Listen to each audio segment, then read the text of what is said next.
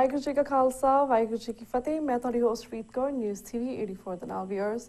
ਜਿਸ ਤੁਸੀਂ ਸਾਰੇ ਜਾਣਦੇ ਕਿ ਤਿਹਾੜ ਜੇਲ੍ਹ ਦਿੱਲੀ ਦੇ ਵਿੱਚ ਨਜ਼ਰਬੰਦ ਭਾਈ ਜਗਤਾਰ ਸਿੰਘ ਹਵਾਰਾ ਨੂੰ ਐਡੀਸ਼ਨਲ ਸੈਸ਼ਨ ਜੱਜ ਸ਼੍ਰੀ ਸੰਜੀਵ ਜੋਸ਼ੀ ਦੀ ਅਦਾਲਤ ਵੱਲੋਂ ਲੁਧਿਆਣਾ ਬਾਰੂਦ ਕੇਸ ਚੋਂ ਬਾਇਜ਼ਤ ਬਰੀ ਕਰ ਦਿੱਤਾ ਗਿਆ ਹੈ। ਇਸ ਕੇਸ ਦੇ ਵਿੱਚ ਕੇਵਲ ਪੁਲਿਸ ਦੀਆਂ ਗਵਾਹੀਆਂ ਹੀ ਦਰਜ ਕੀਤੀਆਂ ਗਈਆਂ ਸਨ ਅਤੇ ਕੋਈ ਵੀ ਪਬਲਿਕ ਦਾ ਗਵਾਹ ਨਹੀਂ ਸੀ ਪੇਸ਼ ਹੋਇਆ ਅਤੇ ਪੁਲਿਸ ਦੇ ਵੱਖ-ਵੱਖ ਅਫਸਰਾਂ ਵੱਲੋਂ ਦਿੱਤੀਆਂ ਗਈਆਂ ਗਵਾਹੀਆਂ ਦੇ ਵਿੱਚ ਵੱਡੀਆਂ ਭਿੰਨਤਾਵਾਂ ਹੋਣ ਦਾ ਫਾਇਦਾ ਕੋਰਟ ਵੱਲੋਂ ਭਾਈ ਹਵਾਰਾ ਜੀ ਨੂੰ ਦਿੱਤਾ ਗਿਆ ਹੈ। ਇਸ ਤੋਂ ਇਲਾਵਾ ਸਰਕਾਰ ਇਹ ਵੀ ਸਾਬਤ ਕਰਨ ਦੇ ਵਿੱਚ ਫੇਲ ਹੋਈ ਹੈ ਕਿ ਇਸ ਕੇਸ ਦੇ ਵਿੱਚ ਪੇਸ਼ ਕੀਤਾ ਗਿਆ ਬਾਰੂਦ ਇਸ ਕੇਸ ਦੇ ਵਿੱਚ ਹੀ ਬਰਾਮਦ ਕੀਤਾ ਗਿਆ ਹੈ।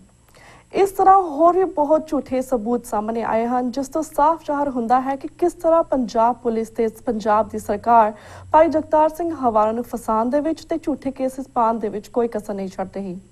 ਅੱਜ ਅਸੀਂ ਇਸ ਮੁੱਦੇ ਅਤੇ ਗੁਜਰਾਤ ਦੇ ਵਿੱਚ ਵਿਧਾਨ ਸਭਾ ਵੱਲੋਂ ਪਾਸ ਦਹਿਸ਼ਤਗਰਦੀ ਵਿਰੋਧੀ ਬਿੱਲ ਸੰਬੰਧੀ ਐਡਵੋਕੇਟ ਜਸਪਾਲ ਸਿੰਘ ਮੰਚਪੁਰੀ ਨਾਲ ਗੱਲਬਾਤ ਕਰਾਂਗੇ ਜਿਹੜੇ ਕਿ ਇਸ ਵੇਲੇ ਸਾਡੇ ਨਾਲ ਫੋਨ ਲਾਈਨ ਤੇ ਜੁੜ ਚੁੱਕੇ ਨੇ। ਜੀ ਵੀਰ ਜੀ, ਵਾਹਿਗੁਰੂ ਜੀ ਕਾ ਖਾਲਸਾ ਵਾਹਿਗੁਰੂ ਜੀ ਕੀ ਫਤਿਹ। ਵਾਹਿਗੁਰੂ ਜੀ ਕਾ ਖਾਲਸਾ ਵਾਹਿਗੁਰੂ ਜੀ ਕੀ ਫਤਿਹ ਜੀ। ਹਾਂਜੀ ਵੀਰ ਜੀ, for somehow ਥੋੜਾ ਫੋਨ ਹੀ ਲੱਗ ਰਿਹਾ ਸੀ, so we have only 8 to 9 minutes to cover this ਦੋ ਮੁੱਦੇ ਕਵਰ ਕਰਾਂਗੇ।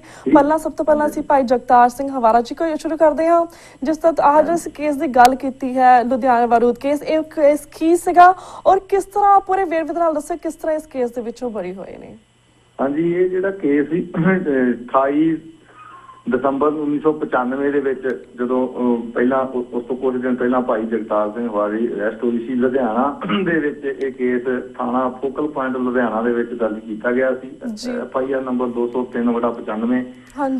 ਇਹ ਅੰਡਰ ਸੈਕਸ਼ਨ 4(5) ਐਕਸਪਲੋਸਿਵ ਸਬਸਟੈਂਸ ਦੇ ਐਕਟ ਦੇ ਵਿੱਚ ਸੀਗਾ।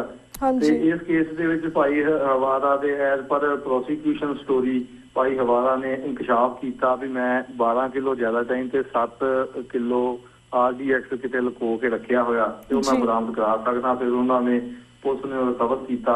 ਉਹ ਕੇਸ ਜਿਹੜਾ 1995 ਤੋਂ ਚੱਲ ਰਿਹਾ ਸੀ ਤੇ ਕਿਉਂਕਿ ਜੰਤ ਮਰਡਰ ਕੇਸ ਦਾ ਜਿਹੜਾ ਨੋਟੀਫਿਕੇਸ਼ਨ ਹੋ ਗਿਆ ਵੀ ਜੇਲ੍ਹ ਦੇ ਵਿੱਚ ਚੱਲੇਗਾ, ਇਹ ਸਾਰੇ ਕੇਸ ਜਿਹੜੇ ਸੀ ਇਹ ਸਾਈਂਡਾਈ ਹੋ ਗਏ, ਠੰਡੇ ਬਸਤੇ 'ਚ ਪਾਤੇ ਗਏ। ਤੇ 2011 ਦੇ ਵਿੱਚ ਦੁਬਾਰੇ ਇਹ ਕੇਸ ਦਾ ਜਿਹੜਾ ਉਹ ਚਾਰਜ ਫਰੇਮ ਹੋਇਆ ਤੇ 2011 ਤੋਂ ਬਾਅਦ ਰੈਗੂਲਰ ਚੱਲਣ ਤੋਂ ਬਾਅਦ 6 ਪ੍ਰੋਸੀਕਿਊਸ਼ਨ ਵਿਟਨੈਸ ਐਗਜ਼ਾਮਿਨ ਕੀਤੇ ਸਰਕਾਰ ਨੇ। ਤੇ ਉਹ ਇਸ ਗੱਲ ਨੂੰ ਪ੍ਰੂਵ ਕਰਨ 'ਚ ਨਾਕਾਮਯਾਬ ਰਹੀ ਪ੍ਰੋਸੀਕਿਊਸ਼ਨ ਕਿ ਇਹ ਜਿਹੜਾ ਬਰੂਦ ਸੀਗਾ ਇਹ ਭਾਈ ਹਵਾਰਾ ਤੋਂ ਹੀ ਬਰਾਮਦ ਕੀਤਾ ਸੀ ਜਾਂ ਇਸੇ ਕੇਸ ਦੇ ਵਿੱਚ, ਕਿਉਂਕਿ ਜਿਹੜੀ ਰਿਕਵਰੀ ਮੀਮੋ ਸੀ ਇਸ ਬਰੂਦ ਦੀ ਉਹਦੇ ਉੱਤੇ ਕੋਈ FIR ਨੰਬਰ ਦਰਜ ਨਹੀਂ ਸੀ। ਤੇ ਜਿਹੜਾ ਕਨਫੈਸ਼ਨ ਸੋ ਕਾਲਡ ਸੀਗਾ ਭਾਈ ਹਵਾਰੇ ਦਾ ਉਹਦੇ ਉੱਤੇ FIR ਨੰਬਰ 203 ਨਹੀਂ ਸੀ, ਉੱਤੇ 134/95 ਲਿਖਿਆ ਹੋਇਆ ਸੀ। ਸੋ ਇਹ ਪ੍ਰੂਫ ਕਰਨ ਦੇ ਵਿੱਚ ਨਾਕਾਮਯਾਬ ਰਹੀ ਪ੍ਰੋਸੀਕਿਊਸ਼ਨ ਕਿ ਇਹ ਇਸੇ ਕੇਸ ਦੀ ਰਿਕਵਰੀ ਸੀਗੀ। ਤੇ ਬਾਕੀ ਜਦੋਂ ਕੇਸ ਪ੍ਰਾਪਰਟੀ ਬਰੂਦ ਕੋਰਟ ਦੇ ਵਿੱਚ ਪੇਸ਼ ਹੋਇਆ ਕੋਈ ਸੀਲ ਜਾਂ ਕੋਈ ਚਿੱਟ ਜਾਂ ਕੇਸ ਨੰਬਰ FIR ਨੰਬਰ ਕੁਛ ਵੀ ਹੈ ਨਹੀਂ ਸੀਗਾ। ਤੇ ਇਸ ਤੋਂ ਇਲਾਵਾ ਜਿਹੜੇ ਪ੍ਰੋਸੀਕਿਊਸ਼ਨ ਵਿਟਨੈਸ ਪੁਲਿਸ ਵਾਲੇ ਸੀ ਉਹਨਾਂ ਦੇ ਆਪਣੇ ਗਵਾਹੀਆਂ ਦੇ ਵਿੱਚ ਜਿਹੜੀ ਡਿਫਰੈਂਸਿਸ ਕੰਟਰਾਡਿਕਸ਼ਨ ਸੀਗੀ। ਇੱਕ ਪੁਲਿਸ ਅਫਸਰ ਨੇ ਕਿਹਾ ਵੀ ਇਹ ਜਿਹੜਾ ਇਹ ਬਰੂਦ ਹੈ ਇਹ ਅਸੀਂ ਫਰੋਮ ਦੀ ਹੀਪ ਆਫ ਐਸ਼ ਉੱਥੋਂ ਅਸੀਂ ਸਵਾਹ ਦੇ ਢੇਰ ਤੋਂ ਬਰਾਮਦ ਕੀਤਾ। ਤੇ ਇੱਕ ਦਾ ਕਹਿਣਾ ਸੀ ਆਫਟਰ ਡਿਗਿੰਗ ਦੀ ਅਰਥ ਤੇ ਅਸੀਂ ਟੋਆ ਜ਼ਮੀਨ ਖੋਦ ਕੇ ਇਹ ਭਾਈ ਹਵਾਰੇ ਨੇ ਸਾਨੂੰ ਬਰਾਮਦ ਕਰਵਾਇਆ। ਇਹੋ ਜਿਹੀਆਂ ਜਾਂ 1995-96 ਦੇ ਵਿੱਚ DM ਜਿਹੜਾ ਡਿਸਟ੍ਰਿਕਟ ਮੈਜਿਸਟਰੇਟ ਕੋਲ ਕੋਈ ਪਾਵਰ ਨਹੀਂ ਸੀ ਪ੍ਰੋਸੀਕਿਊਟ ਕਰਨ ਦੀ, ਸੈਂਕਸ਼ਨ ਦੇਣ ਦਾ ਐਕਸਪਲੋਸਿਵ ਸਬਸਟੈਂਸ ਐਕਟ ਦੀ।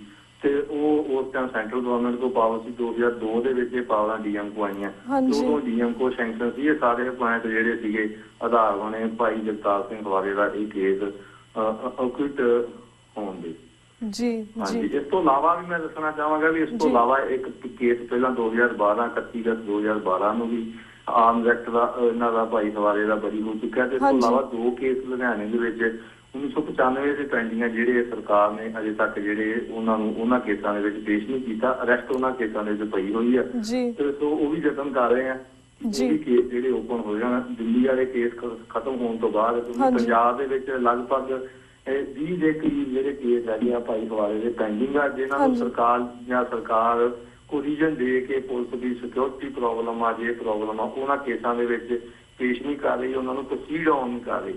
ਇਸ ਸੰਬੰਧ ਹਾਈ ਕੋਰਟ ਦੇ ਵਿੱਚ ਪਾਈ ਗਈ ਸੀ ਭਾਈ ਹਵਾਰਾ ਵੱਲੋਂ ਪਿਛਲੇ ਸਮੇਂ ਦੌਰਾਨ। ਤੇ ਹਾਈ ਕੋਰਟ ਨੇ ਕਿਹਾ ਸੀ ਸਾਨੂੰ ਦੱਸੋ ਕਿਹੜੇ ਕੇਸ ਆ। ਹੁਣ ਤਾਂ ਸਰਕਾਰ ਨੂੰ ਕਹਿਣ ਦੀ ਬਾਵਜੂਦ ਵੀ ਤੁਸੀਂ ਲਿਆਓ ਵੀ ਕਿਹੜੇ ਕੇਸ ਆ, ਆਮ ਹਾਲਤ 'ਚ ਇਹ ਹੁੰਦਾ ਵੀ ਸਰਕਾਰ ਨੂੰ ਨੋਟਿਸ ਹੁੰਦਾ ਵੀ ਜੇ ਇਸ ਬੰਦੇ ਦੇ ਕੋਈ ਕੇਸ ਆ ਉਹਨੂੰ ਪ੍ਰੋਸੀਡ ਔਨ ਕਰੋ।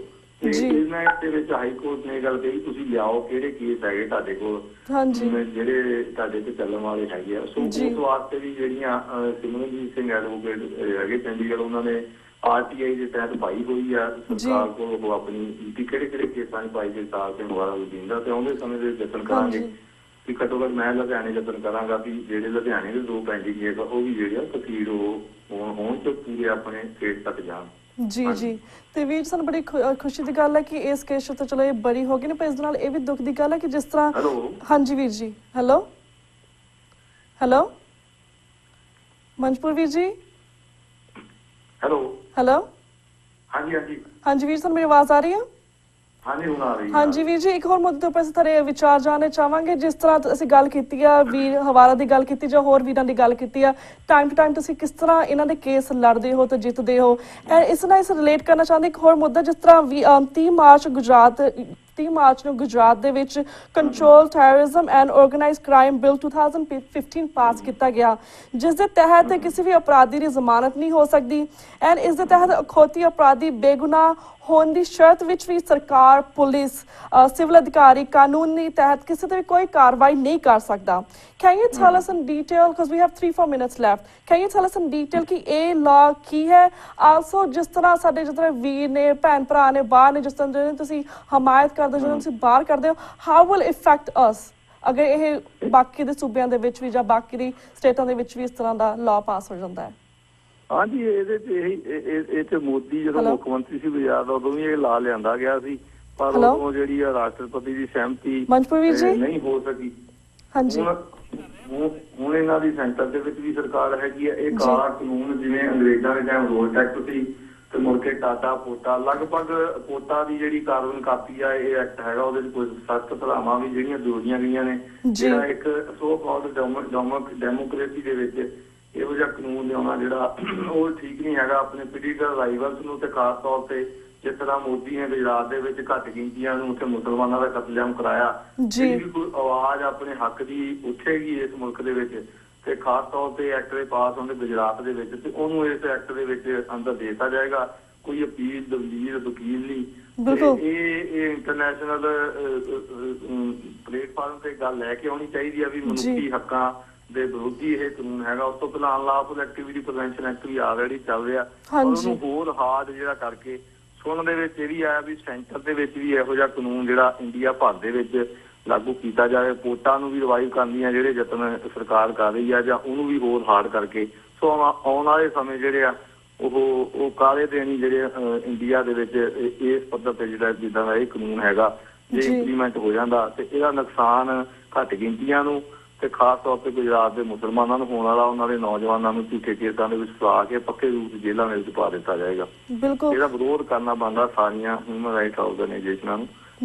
ਹਾਂਜੀ ਬਿਲਕੁਲ ਅਸੀਂ ਵੀ ਟਰਾਈ ਕਰਾਂਗੇ ਆਪਣੇ ਲੈਵਲ ਤੇ, ਬਿਕੋਜ਼ ਇਹ ਤੱਕ ਸਿੱਧੇ ਆਮਰੇ ਜਿਹੜੀ ਪੰਜਾਬ ਦੀ ਪੁਲਿਸ ਆਪਣੀ ਗੁੰਡਾਗਰਦੀ ਤੇ ਸਾਹਮਣੇ ਆ ਜਾਏਗੀ ਸਿੱਧੇ ਤੌਰ ਤੇ ਕਿਸੇ ਵੀ ਸਾਡੇ ਵੀਰ ਭੈਣ ਨੂੰ ਚੁੱਕ ਕੇ ਗ੍ਰਿਫਤਾਰ ਕਰਕੇ ਕੋਈ ਵੀ ਕੇਸ ਪਾ ਕੇ ਉਹਨਾਂ ਨੂੰ ਇਸ ਤਰ੍ਹਾਂ 20-30 ਸਾਲਾਂ ਲਈ ਅੰਦਰ ਕਰ ਸਕਦੇ ਨੇ। So this is what we need to take under consideration. Of course we will take care of that. So we just thank you so much. I know because of the technical problem ਤੁਹਾਨੂੰ ਮੇਰੀ ਆਵਾਜ਼ ਨਹੀਂ ਸੁਣਾਈ ਦੇ ਰਹੀ ਸੀ, so sorry about that. Actually ਹੁਣ ਸਾਡਾ ਸਮਾਂ ਬ੍ਰੇਕ ਵੱਲ ਜਾ ਰਿਹਾ। ਇਹਨਾਂ ਕੇਸਾਂ ਦੇ ਵਿੱਚ ਹੋਰ ਵੀ ਡਿਟੇਲ ਦੇ ਵਿੱਚ ਸਾਨੂੰ ਮੇਬੀ ਨੈਕਸਟ ਟਾਈਮ ਗੱਲਬਾਤ ਕਰਾਂਗੇ, ਪਰ ਹੁਣ ਅਸੀਂ ਤੁਹਾਡੇ ਕੋਲ ਵੀਰ ਜੀ ਇਜਾਜ਼ਤ ਲੈਂਦੇ ਹਾਂ।